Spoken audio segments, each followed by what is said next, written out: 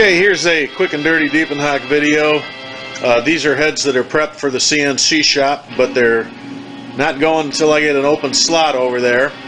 However, in the meantime, I am going to change the spark plug seats from a 7/16 reach down to a 3/8 reach. And here's how we're doing this.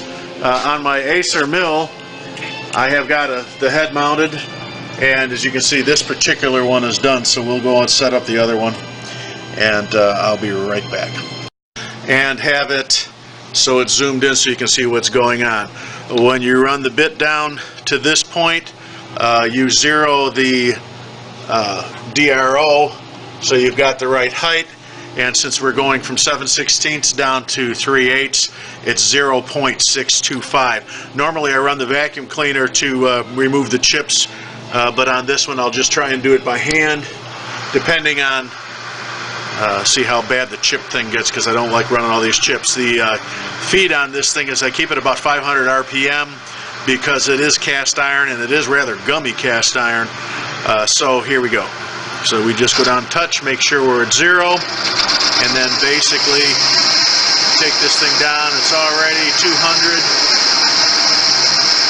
300, 400, 500. As soon as this hits 6, I ease off on a 610, 615, 620. Just wait, 625. There you go. She's all done. You can't really. I need to blow it out. And there it is. That's as easy as that is. And now I need to go back and do the other 3 holes that are on here, and she's ready to go to the CNC shop. I've got a lot of other things that I do, but we're getting the basics out of the way. So that's what we got going. Have a good one. Thanks for watching. Take it easy. Later. Bye.